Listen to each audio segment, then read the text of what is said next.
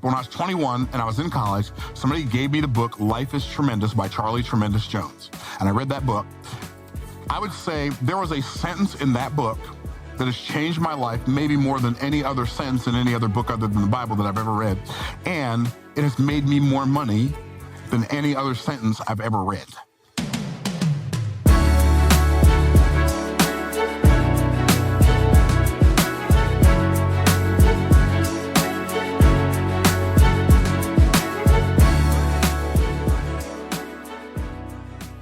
Yo, what's up, y'all? Welcome back to Black Excellence Daily. I'm your host, Sean Croxton. Thank you for tuning in. We've got Myron Golden back on the show today. He is going to share his process for mastering the information in the books that he reads. Over this last 4 or 5 weeks that I've been doing this show, I've probably given you 20 to 25 different book recommendations. And I know it can be pretty overwhelming, especially if you're not in the habit of reading. So what I recommend is to start this habit. One of my philosophies on life, of course, is little by little, a little becomes a lot. In other words, if you read a little bit today and a little bit tomorrow and a little bit the next day, and you keep doing it all year, think about how many books you can read in 365 days. It's a lot. It's like we talked about yesterday with investing money. Start today with $1, $5, $10. Do it again next week. Do it again the week after. Then maybe raise it 10% your fourth week. And then maybe start doing $50 a week, for the rest of the year. At the end of the year, you're going to have quite a bit of money in your investment account. And the money that's in your investment account, it's going to be your principal, which is the money that you put in, plus the return. When I think about the return, I just think that's free money. Sometimes I wake up and I'll check my brokerage account and I'll be like, damn, I just made $1,700 this morning, right? It's crazy. I'm like, that's free money. Now, will that money stay? It can, but then, we might have a bad day or a bad week and that $1,700 can become $1,000. You never know, but it's cool to be able to see your money grow. Let's get back to books. Myron's going to share his process. If you're not in the habit of reading, I don't recommend that you follow this process. I recommend that you first get into the habit of reading and then start doing some of the things that Myron's going to talk about. I want to give you some math really quickly. I love to make this point. I got my calculator here, 15 pages a day, which might take you 15 to 20 minutes, depending on your reading speed. Great book called Limitless by Jim Quick. Will show you how to read much faster. It's a very simple tip. Just using your finger will make you read 25% faster. So you just kind of trace the words with your finger and you'll go much faster. It's crazy. But anyway, so 15 pages a day times 365 is 5,475 pages. Let's divide that by average book is around 220 pages, we'll say.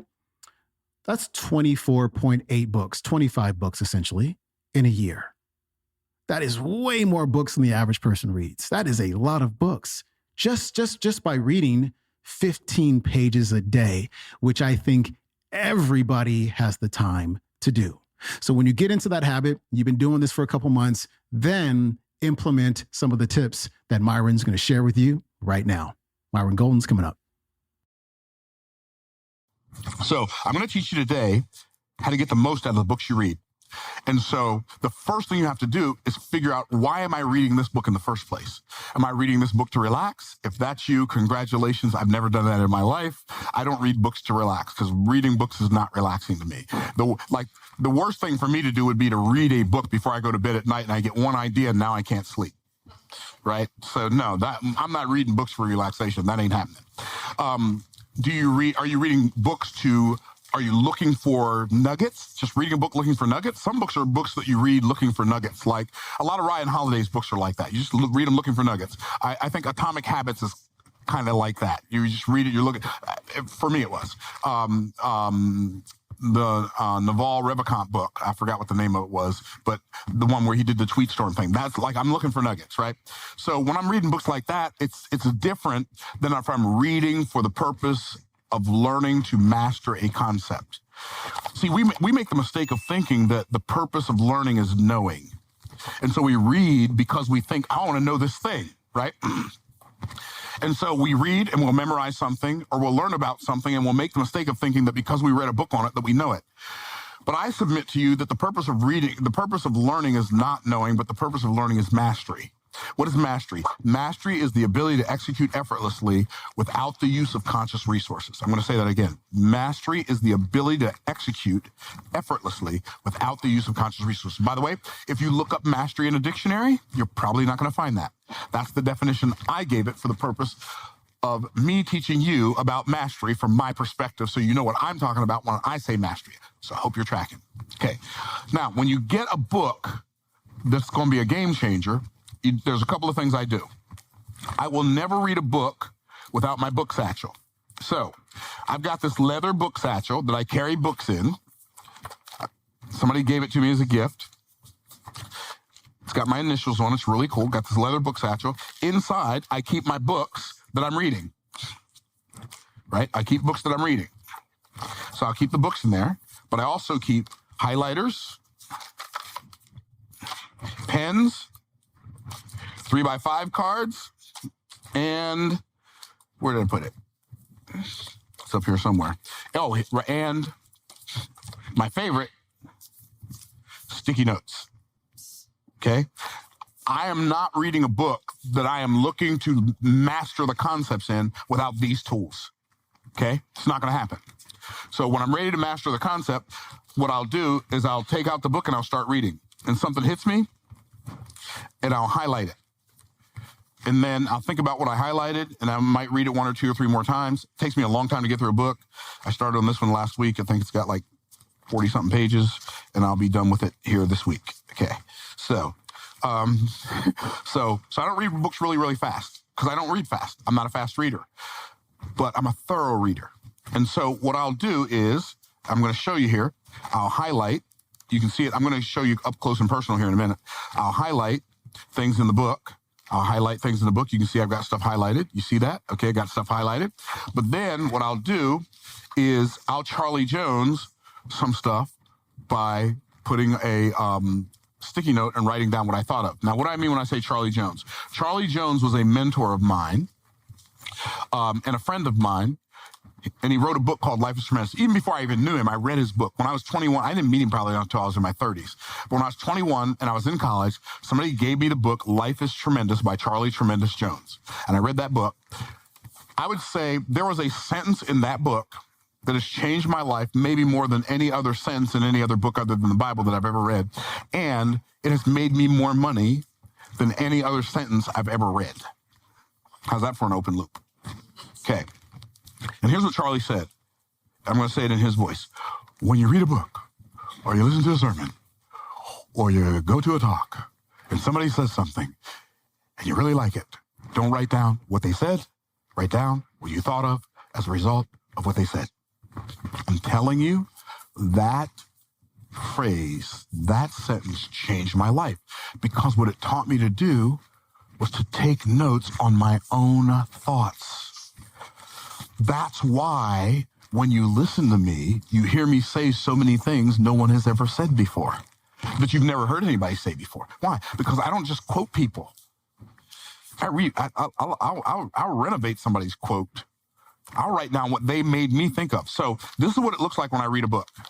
So this is one of my favorite books. It's called U Squared. And I want to show you that this is not just, okay, that's the table of contents. It doesn't have anything underlined or highlighted or no sticky notes, right? So when I read a book, I do this on and if there's something on every page, right, then I do it on every page. And what I'm going to do is I'm going to share with y'all what I'm doing when I'm doing this. So you'll see, by the time I get done with all this book, I've got all of these quotes on all these sticky notes, and I'm going to go and I'm going to put them in a Google Doc.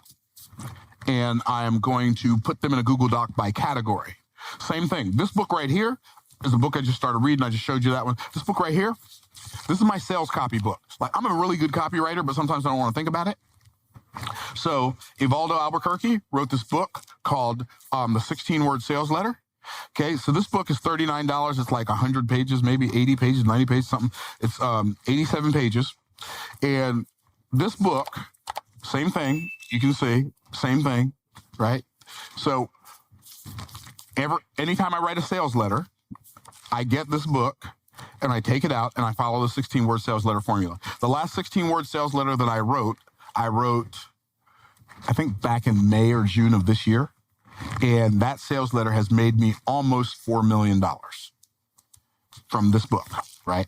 So I read this book for the purpose of like mastering something. One of my new favorites, our author is in the room here, Dr. Milton Howard. It's called The Minefield.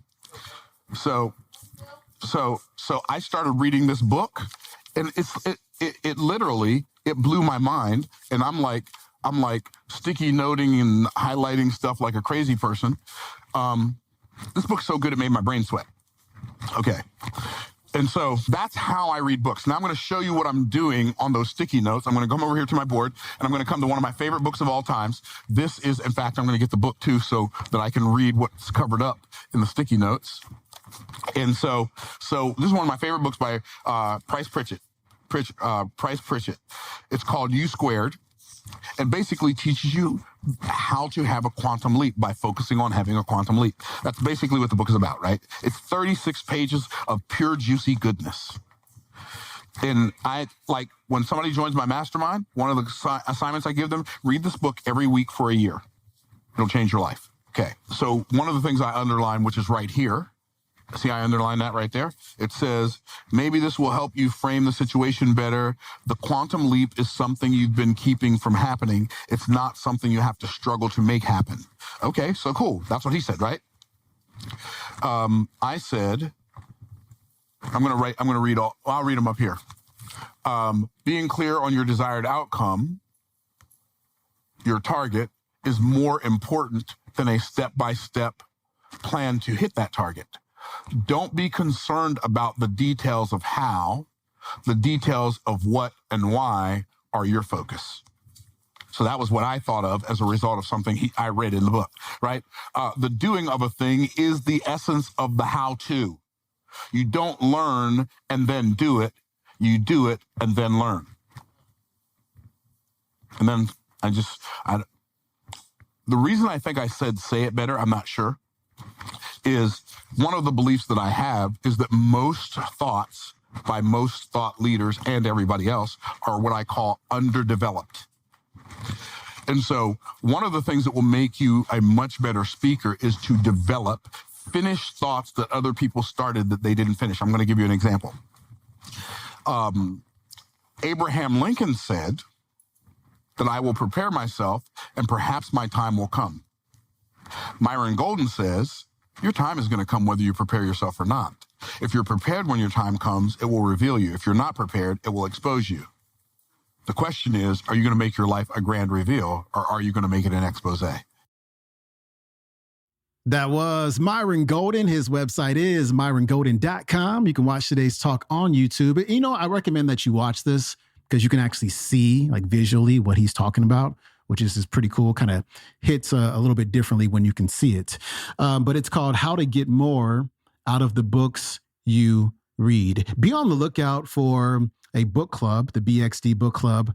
In the next couple of months, I'm waiting for the listenership to go up a little bit more. And essentially what it is I give you a reading assignment. It could be 1 or 2 chapters a week. We get together on Zoom as a group, and we talk about and discuss what you learned and how you can apply it. Typically every week, I'll give you some conversation starters, which are just some questions to ponder in between calls. And it's just a great way to connect with like-minded people and to grow together. I've done this with my other podcast, the Quote of the Day Show, and it's a whole lot of fun.